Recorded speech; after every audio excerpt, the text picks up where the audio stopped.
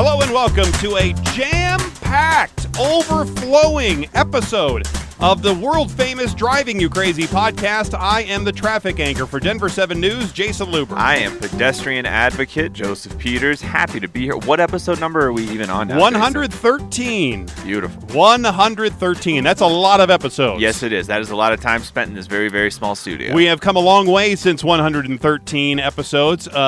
If I was going to go back and listen to episode number 13, I can't recall off the top of my head what it was about.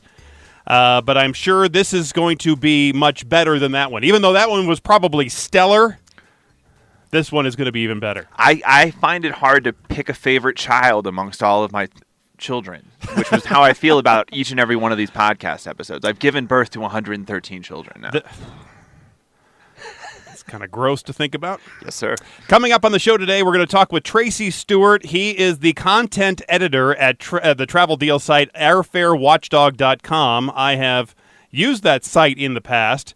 We're talking to Tracy to get some insight on something called hidden city ticketing. Have you ever heard of hidden city ticketing, if I can say it right? I have heard of it. I'm not sure if all of our listeners have, but I'm very excited to dive deep on this topic. Basically, it's buying a flight with a layover and then getting off at that layover city and not continuing to the final ticketed destination. And it can save you a lot of money. However, there are some, I guess, techniques to use or to watch for, and there are some issues with the airlines. They do not like it. Well, that's the big issue, is that the airlines don't like it. And to them I say, don't charge cheaper rates for a flight from New York City to L.A. than you would for a flight from New York to Denver. Because here's a good example. I saw a flight from Denver to Charlotte, and it cost over $400. But then, if you would book that same flight, that would take you on the same airplane at the exact same times from Denver to Charlotte, but it was a layover city on the final destination to Orlando. So basically you're booking from Denver to Orlando with the stopover in Charlotte. The ticket was a little over $200. Mm-hmm. That's a huge price difference. Mm-hmm. And that's why people are interested in this. But there are some drawbacks. And there is even one airline suing a passenger over this. And so we're going to talk all about that with Tracy, because I really think it's an interesting topic, and we're going to get this all sorted out with him in just a little bit. But first, did you know the juice is loose in Colorado? So I've heard. That's right. OJ was spotted in Vail last week. I'm so glad you brought this up. We were just talking about our boy OJ. We were. A handful of locals managed to snag pictures with OJ. He was spotted at the Bridge Street Bar. He was mingling with locals there. He even started singing. Well, he didn't really sing, but he participated in one of the songs that were being sung about. I guess they were using what? What was the name of that song that they were doing? Unchained Melody? No. It was the Richie Valens song. Crickets from this side of the room. Couldn't tell you. It's going to come to me later. Anyway, and then they were singing Old White Bronco, and of course they OJ. I think I did that last time. AC Cowlings and OJ Simpson. Anyway, he was over at the Barton Yetis, took some pictures with the folks there. He took selfies with some people on the street. As far as I recall, OJ is still on parole, right? Correct. Probation. Well, he was given parole. He's on probation. There we go. Okay. I not believe, supposed to be drinking either way. That's what I thought. Yeah. He's not supposed to be drinking, but he was hanging out at bars. Now, there are other beverages you can have at bars. Correct. Maybe even a root beer or a... He's big into soda now. Diet soda. Soda connoisseur. Water with lemon. Yes. That's what I like a lot. Yeah. Yeah. In that short video, I couldn't tell. It was La Bamba. And he was thinking, instead of La Bamba, it was White Bronco. That's what. See, I knew it was going to come to me. This is where we're at in society. We're making jokes about his getaway from police. I couldn't tell if he was drinking in that video, though. Makes sense. Yeah. He probably tries to conceal that. I will say, if you want to hang out with OJ for 3 hours, go sign up for a tea time at your local country club when you know he's in town, because that dude loves to golf and nobody wants to play with him. Because I don't think he can ski. Can he ski? Does he ski? He's old, man. There are more things you can do in Vail than just ski. Right. Even in the wintertime. Mm-hmm. I didn't get a chance to check the Vail police blotter, but I'm sure if there were some kind of inappropriate behavior, we probably would have been tipped off to it. No, I mean, at this point, OJ can just run around being OJ. Clearly, and people recognize him, and he gets a kick out of it because he's up there in years. I mean, the guy's not a spring chicken anymore. He must have had some kind of a waiver from the court or his probation officer to leave Nevada, because I thought he could either go to Nevada or Florida. I thought that was the original It was. parole, and that Colorado wasn't on the list. Yeah, well, and there, to your point, there's plenty of reasons to go to bail. So it could have been any number of reasons why he was on bail. I did play it safe anyway. I did hide all the cutlery in my home once I found out he was in the state. Oh, good. Did you hide your gloves as well? I don't. I guess they're in the trunk of my car, so I guess that's a good place for him to find it. There you go. If he wanted, I thought it was a pretty good move, at least a safe move. Dateline, Tulsa, Oklahoma. Authorities say an Oklahoma man stole a Pepsi truck as the driver was unloading soda out of the back of it. The driver jumped out of the back, and when he felt his rig move, the best part of this story is the trail of sodas as they were spilling out from the back of the open door as the truck was driving off. It was like Hansel and Gretel. Oh. Now, why would somebody steal a Pepsi truck? Police say Stephen Hart told them he was trying to get to the airport after an argument with his girlfriend. Police say they caught up with the truck. It had stopped in traffic. Stephen jumped out and started to run off, but as most criminals are apt to be, not good at running. He was caught and arrested, all the while as the Pepsi truck that he jumped out of was rolling into the back of a school bus because he never put it into park. Thankfully, no children were on board the school bus. Stephen is being held on pending charges that include larceny, attempted escape from the county jail as he was being booked into custody. Stephen, buddy. The only good news is that no one was hurt. Why? Because of his girlfriend. I mean, you know what? I've said it before. Most people do stupid things because of drugs, alcohol, money, and sex. Yep. This had several of them. Why a Pepsi truck? I think it was just available. I think it was just an available vehicle at the time. He needed a vehicle to go. I just feel bad for all those sodas, those poor fallen soldiers that OJ would have partaken in had they survived. He would have. Police in Wisconsin arrested a man for his 23rd gas drive-off. Oh, my God. From the same gas station chain. 37-year-old Carl Kenyon was arrested again after the latest incident where Carl told police he has a, air quotes here, layaway system with Quick Trip. He apparently was in a hurry, but he always pays for the gas. He says, air quotes again, eventually. Quick Trip estimates Carl owes them for 14 of the 23 drive-offs, so he has paid for a few. Eventually. But he still owes Quick Trip around $803.90 for the gas that he has put on layaway. Police are pushing for charges of retail theft and bail jumping due to previous retail theft cases. Never heard of a gas station layaway plan. I want to lock this man up for 10 years.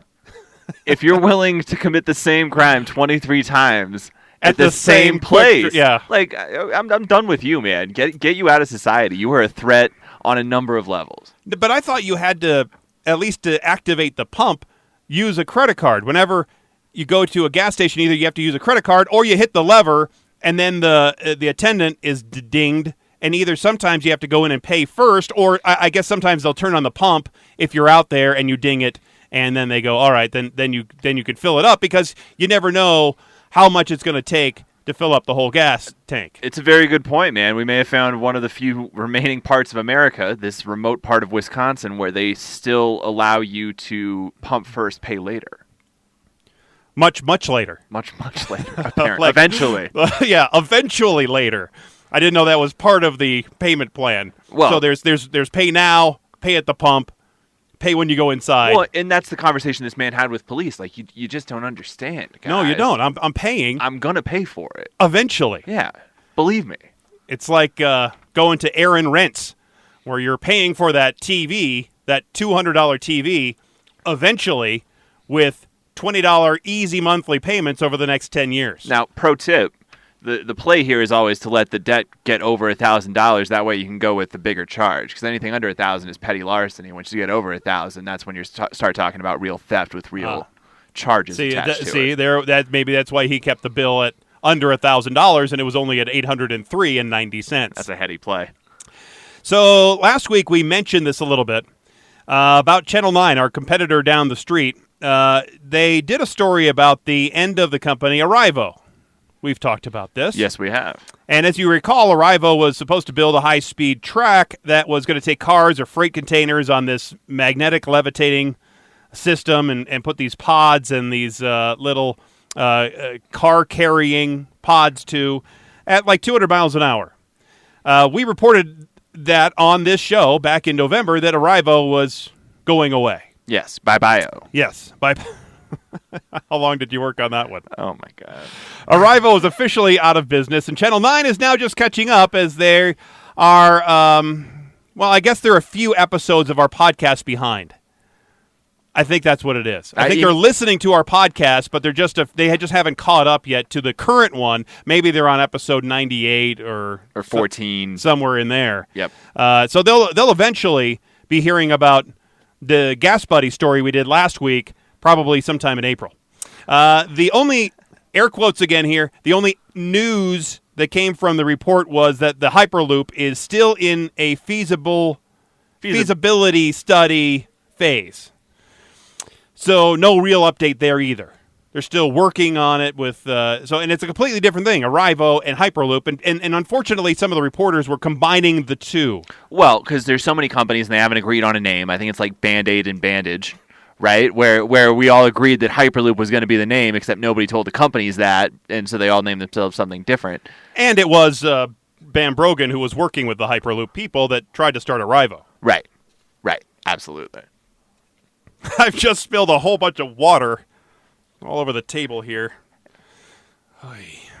Anyway, I will motor on. Happens to the best of us. Yes. Anyway, so I did reach out to Bam Brogan, but I never heard back from them. I emailed, I called, left message, but the guy's a fraud, man. The guy. This was a total fraud play by a guy with some bad science. I agree. And we've been reporting on the Hyperloop in basically the same way for the last 2 or 3 years now, where every time we do a story on it, we're trying to advance it by saying, well, they've reached this milestone or they've reached this milestone. But for the most part, the Hyperloop is we're working on it, come back to us. Right. And it's going to stay that way for a while. Yes, it will. And there's going to be a lot of logistic problems with the Hyperloop that I don't know if will ever be worked out. I think it's a great concept if they could ever work it out, but I think physics is going to be a big problem here. Physics and money. There's no amount of private capital that can buy the amount of land that you would need to really make this a thing that happens in more than a very, very small pocket of this country. Right. So anyway, Brogan decided not to contact me. Channel 9, though, did put this note at the end of their story. It said, because we know everyone was wondering, Bam Brogan is not the Arrivo's founder's original name. He changed his name from Kevin Brogan when he married his wife, Bambi, so they could combine their names. Well, that left me with more questions than answers. That little section of the whole story. That's really, they buried the lead, in essence, in this entire report they were doing. Buried the lead and didn't provide enough information. No, of course not, because they don't dig. They just take the basic facts from the very surface of the story, and then they move on. So educate. Are they Bam Brogan, and Bambi Bam Brogan? Well, here's what I found out. That Brogan formerly did go by Kevin Brogan when he was working at SpaceX. He was actually fondly called K-Bro. Hey, K-Bro! How's that rocket going? Terrible nickname. But in 2013, he married a woman named Bambi Lou. And as part of the nuptials, the couple decided to merge their names rather than hyphenate, because California. Hers became Bambi Bam Brogan, and his simply became Brogan Bam Brogan. Bam for Bambi, Brogan for Brogan. So they were combining Bambi and Brogan together to get Bam Brogan. So they came up with his new last name from their two first names to make a new last name. Yes. That's why it's weird. Yes. It reminds me of the classic scene in the movie Big Daddy where the child decides to call himself Frankenstein. So Bambi Lou, she was an actress, as I found out. Okay. The only IMDb credit was a short comedy film called The Next Step from 2009. Oh. I did not see that. I didn't really go looking for it to see if it was out there on Hulu or somewhere that I could actually see this short comedy. That one did make an appearance at the Minneapolis Short Film Festival. It was pretty impressive. What? You have no idea what you're talking about, do you? No. Of course you don't. Totally made up fact. Her Instagram page is private, so I couldn't see any of her posts. I did see, though, some pictures of their wedding before they became Bam Brogan, when they were still Kevin and Bambi. And so, yeah, I did some research on the whole thing. I lost interest, really, after I saw some of their pictures of the wedding and after the movie. And do they look like people that have more money than they actually have? Yes. Because they had a pretty fancy wedding. I mean, Arrivo is the definition of a company that had a bigger idea and more ambitious plans than it actually ever really had. And they had a lot of investors that dumped a whole lot of money on them. And now where do those investors what do they have to show for it? Nothing. Frankly. Absolutely nothing. And Bam Brogan, Mr. Brogan, Mr. whatever, Brogan, Kevin, whatever you want to call him, he I'm sure took a nice hefty salary from the whole thing. If we were going to look at the financial numbers from that, I would venture to say that he was paid at least into the seven figures. Which would also give you some sort of idea of why he would not want to talk to us. And I think that's important because I think the guy has some explaining to do, frankly. And I think that I'm introducing a new segment here, episode 113. Where is Brogan Bam Brogan? We'll check in every week. Should we? Until we find the answer. I don't think I did find his address. Okay. So I have his address of where he lives there in California, in Los Angeles. I don't think that I have the resources to go out there and go knock on his door. If we were based in Los Angeles, I would. I am the kind of guy that would drive over there and then knock on his door and say, Kevin, could I interview you about this and that? We'll crowdfund it. The Bam Brogan Project. Yeah, maybe that's the way to do it. Yep. As somebody who lives in Los Angeles, who listens to this podcast, actually, one of my best friends, Alex Stone, ABC Radio, based in Los Angeles. Maybe I can ask Alex to stop by. Yeah. Mr. Bam Brogan's place, and then knock on the door and ask a few questions. There's a story to be done there. It's just a matter of who's going to do it. Don't we have an ABC TV partner out there? Oh, we must. ABC, man. Our claws are everywhere. So they're both definitely odd birds. I'll give them that. Who have collected a whole bunch of money and basically went nowhere with it. So at this point, I'm kind of dead in the water with the Brogans, Bam Brogans. R.I.P. Bam Brogan. Well, on a whole different subject, when I try to find the least expensive flight, I search not only round trips but also one-way flights. But there's another technique where you can book a trip that has a connection and you get off at that connection and you don't continue on to your final destination. They call it several names, including hidden city ticketing.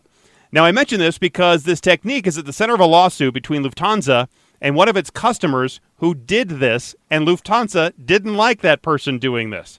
The airline says the passenger saved more than $2,000 with this technique, and so Lufthansa saw this as a violation of their terms and conditions and wants about $2,400 in compensation back. To talk about hidden city ticketing and all these issues around this technique, we invited Tracy Stewart. He's the content editor at the famous travel deal site called airfarewatchdog.com. We invited him to be here on the show. Tracy, thanks for being here on the Driving You Crazy podcast. Hey, thanks for having us. So, Tracy, let's talk about this technique first of hidden city ticketing. What exactly is it for the benefit of our listeners who might not know, and why would somebody like a passenger want to do this? Hidden city ticketing is when you book a ticket with a layover, and you plan to just get off at the layover city rather than go to your final destination or the final destination on the ticket. And you do that because it's cheaper thanks to a flaw in the way airlines price tickets. So let's say you were looking to go from Denver to Phoenix, and you see the fare is $300. But then you also see that Denver to LA is just $100, and that flight connects in Phoenix. So you would just book the cheaper flight to LA and get off in Phoenix. But yeah, needless to say, the airlines aren't too crazy about this. Before we get to why the airlines hate it, you mentioned this glitch in the ticketing. So what is this glitch in the ticketing that causes airlines to price these flights differently and might cause a connection flight to be a lot cheaper than a direct flight? So this is because when in the 70s, when airlines kind of switched to hub and spoke from a point-to-point system, this happens where a nonstop will be more expensive than the connecting. And the airlines look at this as, we're not ripping you off on the nonstop, we're giving you a break on the connecting flight. And this is a way to stay competitive with other airlines. So from the traveler's perspective, I would think that this biggest advantage is obviously the price discount that you're going to get. But what are some of the other main pros and maybe cons of this technique? Well, there are a lot more cons, I think, than pros. So, yeah, if you can only do this really if you plan to travel one way. So, yeah, it won't work with a round trip. If the airline sees that you bailed at the connecting city, the rest of your trip will be canceled.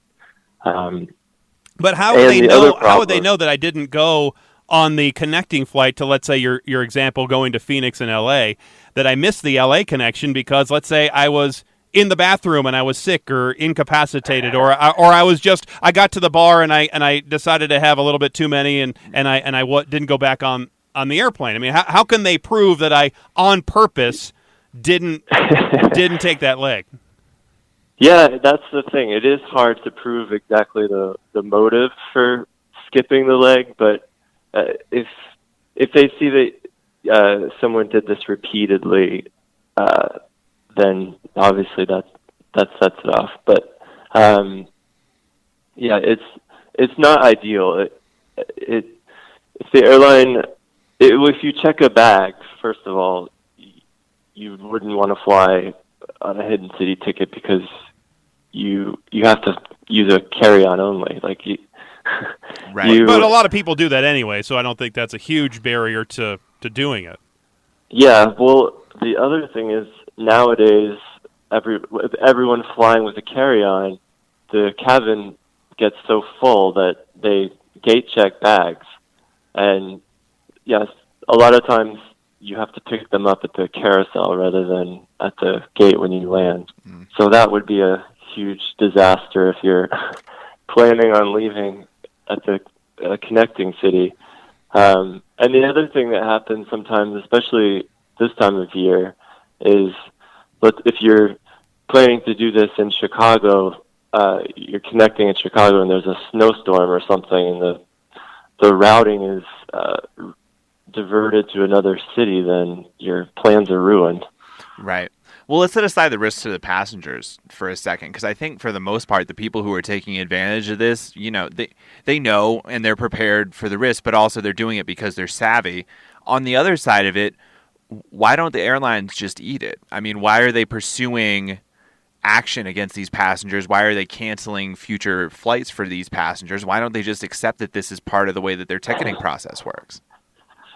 Yeah, it's a slippery slope, I think. If so many people do this, it could really have a bad effect on the whole hub and spoke system. Yeah, it would be a disaster, I think. We're talking to Tracy Stewart. He's the content editor at the famous travel deal site called airfarewatchdog.com. And jumping off of what Joseph was saying, Tracy, I guess the airlines know what they can get for each flight. And you said typically people want to have a direct flight over a one with a connection if they're just a regular traveler like me. If I was traveling with my family, then obviously going to be taking bags. And if I had to connect through Phoenix I was just coming back a couple months ago from Miami, but I had to connect through Atlanta to get back here to Denver. So it wouldn't have behooved me to use that technique. However, the flight was, it was priced competitively compared to one of the and a little bit lower than it would have been for a direct flight. So why don't the airlines then just charge a competitive flight for all their routes instead of doing this? You get a break for going through a connection. Yeah, it may not seem like fares are as low as they could be, but I think, again, compared to what they were 40 or 50 years ago, they're a lot lower. With the hub and spoke system, it just allows for airlines to be more efficient with the route system. There's so many factors that go in with pricing, but I think supply and demand is probably the biggest one.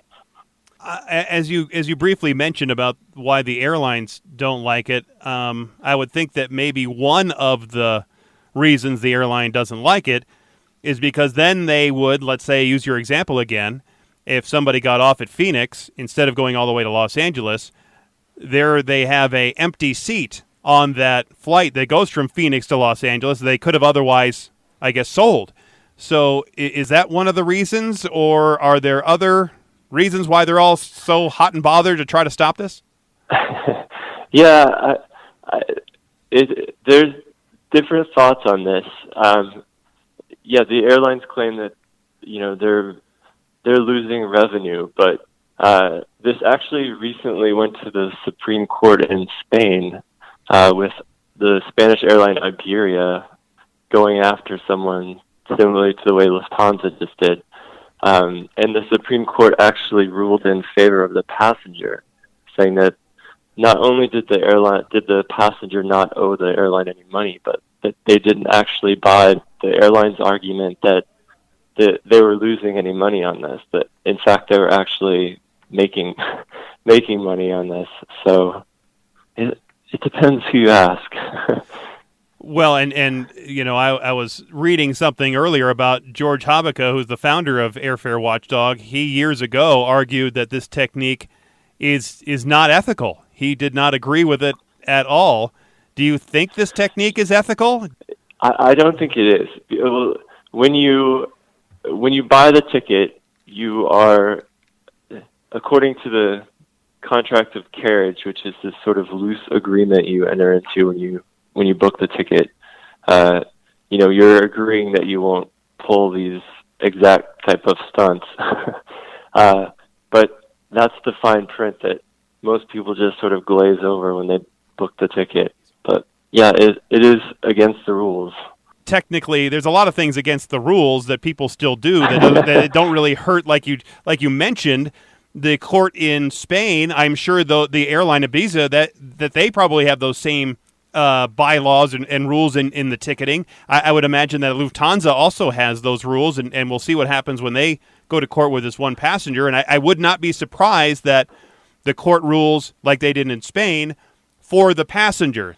Yeah, it's so expensive too to take this to court for the airline. I mean, considering how little it really costs them compared to what they're spending in court, it's obviously impossible for them to go after every case of this. So I don't think this is going to be a really widespread crackdown. Well, and that was kind of my thought on it, is how widespread can the crackdown really be? How many people are we talking about? Hundreds of people who use this technique in a given year? Thousands? Or is it more widespread than that?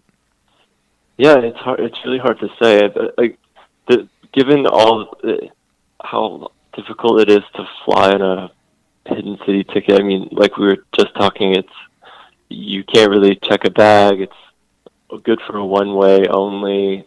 There are just so many things that can go wrong that I think it sort of negates any value in doing it in the first place. But a lot of things can go right. So if I'm just a single traveler, it's easy for me to travel with a small bag that wouldn't be gate checked. If I'm just doing a weekend flight, I could even have all the stuff in a backpack that could fit under the seat in front of me. And it would really be no issue. And even if I was delayed by weather, well, it's, if I'm just a single traveler or traveling with, let's say, another single person or a girlfriend or wife, just two people instead of like a whole family, it seems like it's a pretty good way to go. Yeah, I mean, if you're just going to pack a backpack, something that you could slide under the seat. But yeah, if you're sort of betting on overhead space, especially now with basic economy, so many people trying to cram something into the overhead, you're just really not guaranteed space. So well, you never know. In this life, you're not guaranteed anything, I suppose. We're still speaking with Tracy Stewart. He's the content editor at airfarewatchdog.com. So, Tracy, what do you think the future of this technique is now that this court in Spain has ruled for the passenger? We'll see what happens with Lufthansa. What will happen in the future, and will airlines continue to try to kill this off? Yeah, it's hard to say. I'm sure that the case in Spain will definitely have repercussions throughout the EU and probably eventually color the way we look at it here in the States. But yeah, if you are thinking of doing this, then obviously don't use your frequent flyer number or anything. Or that's one of the easiest ways that the airline would go after you, is just wipe out your frequent flyer points. Well, see, I don't get that, because how can they prove? They would have to prove intent before you bought the ticket. And I don't know how they can ever prove intent. I just don't know how they could do that. No, because maybe Phoenix was just awesome, to your point. Maybe I just got hung up at the bar. That is the excuse I would use every time, is I just found an excuse to stay in the city. I met this girl at the bar, and we were hitting it off, and I wanted to stay there and hang out. Yep. Yeah, I think eventually they might catch on to you, but maybe not. Who knows? So where could I find, if I wanted to find these tickets? I'm sure that I probably can't go to delta.com and search for these type of fares. Is there a place either on your site, Airfare Watchdog, or another site that I can find these fares pretty easily? We don't really list them just because they come with so many issues. It's probably best just to sign up for an alert and book a cheap fare without the risk of getting stranded in some city. But we're a podcast, and we're a country full of people who like to make their own choices. So is there somewhere that if somebody wanted to do this and skirt the system and be unethical in some opinions, is there some place that they can go and do it? The site that got into trouble a few years back for doing this with United was Skiplag. They do list these fares. But yeah, you can also go to Airfare Watchdog, and if you're traveling with a family and you don't want to risk getting stuck somewhere, just book a really good cheap fare anyway. And by the way, that's Skiplagged, SKIPLAGGED.com. Or you could go to Airfare Watchdog. airfarewatchdog.com if you want to play by the rules. Okay, it's Tracy Stewart. Thank you very much. Yeah. You're the content editor at the website, the travel deal site, airfarewatchdog.com. Thanks again for being here and explaining all that's going on with Hidden City ticketing. Thanks for having me. It's good talking to you. So there he goes. There goes Tracy. He wasn't having any of it. He just did not see what I was getting at. I mean, I guess we got the Skiplagged website. That site is phenomenal, by the way. They have an app too, so yeah. Play by the rules. Go to airfarewatchdog.com. Well, but I still think, and I think that's one of there are people who will make other people feel scared about doing something. Yes. When really you shouldn't be scared about it. You just educate yourself about it and then understand the risks and go ahead or don't go ahead. I could be on the roof of this building. I was going to say, man, are you trying to tell me about the benefits of cocaine or something now? I could, if I want to, I could jump off the building. It's probably a lot faster to get from the top of the roof to the floor than coming back in the building, going the elevator, the stairs, or whatever. So that's one benefit. The con would be broken legs. You have to weigh all of the pros and cons. It's like I've been told in the past, and I talked to this guy about it. It's like an economist. It's not what you want; it's what you want more. And that's how you have to think about these things. It's what you want more. Whenever you're discussing, when my wife and I were discussing moving, we have this and this and this and this, and we want this and this and this, and let's look at a house that might provide all these different things. But the house wasn't perfect. No house, no everything is ever perfect. You have to decide what you want more. So in this instance, I think if you want cheaper fares, and it is more important to you to get a cheaper fare than any risks about losing airfare miles that very few people except for business travelers use anymore, or that you have to carry your own bag onto the airplane and there might not be enough room to put it in the overhead bin when you can get around that pretty easily because you could get on the plane fairly soon, and or you could always find, yes, there are some infrequent times where the overhead bin might be full. However, I've seen a lot of times where other people are asked to do it, to volunteer to do it, and they do it. And then that leaves you room to put your bag in the overhead bin, or you carry a smaller bag and you put it in the seat in front of you, right under you. Again, folks, if you want to play by the rules, airfarewatchdog.com. So frustrating because it just is. Rules. I hate rules. Airfarewatchdog.com. Look, I'm not, that's my problem. I'm not good with rules. I never have been. That's my problem. And I've thought about this. I can't say that I've ever done it in the past, but I have thought about it. My wife and I have thought about it, so why don't we just get off here and stay? And how can the airline prove intent? I mean, that's the whole thing about, but they can't. About murder. Either it's first-degree murder or it's homicide, because you have to prove intent. But, that's kind of what he was getting at, right? None of these lawsuits by the airlines are actually going to work. No. They still got their dang money. Like, call it a day, man. You lost. Unless somebody is out there on social media, being on Twitter and being stupid, and then going, yeah, I'm going to book this flight because it's $2,000 cheaper, and I'm going to get off in Frankfurt and not go all the way to Oslo. That was one thing I wanted to bring up, man. That guy's the gold standard.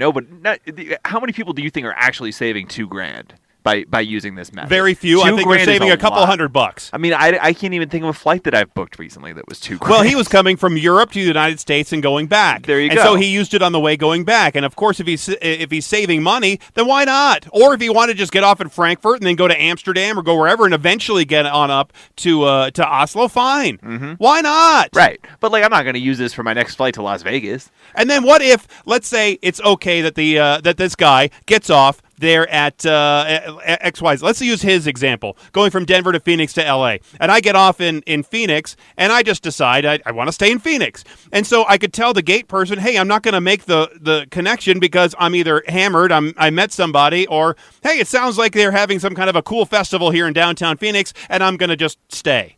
I'm not going to continue on to Los Angeles. Really, that was the problem I had the most with that example, because Phoenix sucks.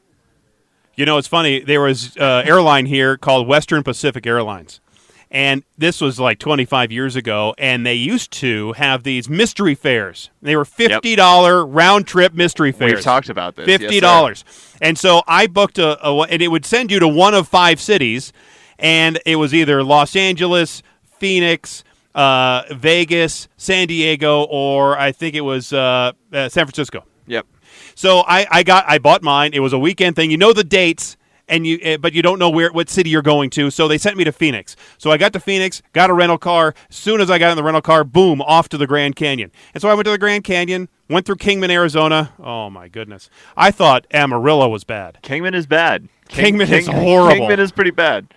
And then I was in Laughlin for a night, and then I went back to Phoenix. So I actually never stayed in Phoenix. I went to Grand Canyon, went to Laughlin, went back to Phoenix, got on the plane, and came back to Denver. I was going to say, that mystery fare promotion sounds like an excuse to book up all the flights to Phoenix. It's not like they're ever going to get you on any of the other 4 cities. But it was fun, you know. Because you weren't in Phoenix. Yeah, you're right. You're exactly right. I was not in Phoenix. Not Phoenix isn't the worst place in the world, but low bar, but okay. Yeah, it's pretty bad. I like to dress comfortably when I go on a flight, by the way. I don't. You like to wear what? A wool suit?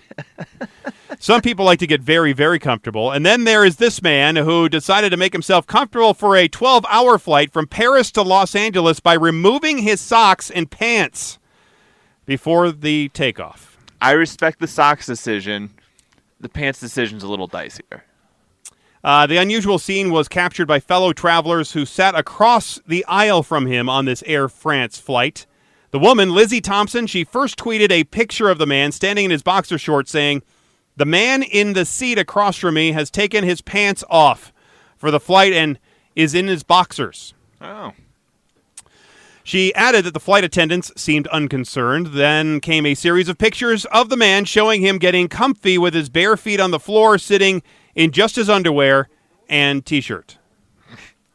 Social media users were obviously horrified by the brazen actions, with one remarking, "What's wrong with people? The world is not your living room." What's wrong with taking my pants off on an airplane? The world is meant for comfort. I would never do this, by the way. I should clarify. Not my thing. When Lizzie alerted the flight attendant, she says he offered to move her, which would have meant losing her bulkhead leg room, as she said. So, pants are staying off. He made his decision. Lizzie kept updating her Twitter account saying, 2 hours in, he stood up and took 4 mini bottles of wine from the cart. Then he fell asleep. Then 6 hours in, he got cold, so he put on his puffy jacket, but kept his pants off. Did Lizzie take pictures? Yes. Okay. It's all on her Twitter account. The passenger's odd behavior didn't end there, as then he asked a fellow passenger who boarded with a ukulele to join him and play some music, but the other passenger declined. Maybe because it was the 4 bottles of mini wine that he was drinking. This honestly sounds like the worst flight of all time. And finally, at the end of the flight, the man decided to put his pants back on. Lizzie tweeted, "Good news, nothing bonds a group of passengers like a man half naked in your section. Shout out to the flight attendant who slipped me an extra wine and did keep checking in to make sure I was good." One popular question by many responding to her tweets was what nationality he was, forcing Lizzie to explain it was neither American or French. See, I thought, I don't know, because this seems like it would be pure American yes. callousness. This is the most American of stories. It did not even occur to me that this man would be from a different country. Many others had asked what the policy was for passengers keeping their clothes on. One flight attendant commented on the Twitter thread saying, "Passengers on her airline must wear trousers, but people with bare feet were very common." Now, according to Air France's terms and conditions, passengers can be removed from a flight if the carriage of the passenger and or of their baggage may endanger security, health, hygiene, or good order on board the aircraft. But obviously, as we saw from the whole skip-lagged thing, the hidden city ticketing, apparently the terms and conditions of airlines are loosely regarded. And also, whatever they want them to be, and whatever is most advantageous to them, and whatever they can use to punish you. Sadly, this is more normal than ever before. I see all the time people taking off their shoes, and sometimes taking off their socks, and have their bare feet on the seat. And sometimes you'll see those feet, like if you're sitting in the window seat, that you'll see the foot start coming to your right side because it's getting real close to your armrest and your elbow. Many times. I'm that person. You are? I am that person. I'm sure you are. I am that person. I mean, it's not the first time people are going to behave badly at 45,000 feet. No. It's going to happen over and over and over again. So that's just the way it is. I can't stand it. I hate it. But that's the way those people. You just operate. want people to follow the rules, man. I do. I do. We have time to talk about quickly this additional lane for no speed limit in California. Save it for next week. Save it for next week? Yep. All right. Because it's a good one. Because they want to put a speed limit, basically no speed limit on a lane that they would build in California. And we'll see where that goes. I'm all for it. You'll hear my full opinion next week. Perfect. Well, I guess that about wraps it up. I'm still disappointed in Tracy's opinion. Airfarewatchdog.com. Maybe, you know what? I'm going to do it right now. I'm going to download skiplagged.com. There you go. Download the app and see what I get here, and then we'll see if we can do a fare. Maybe I'll do this for next. Oh, here we go.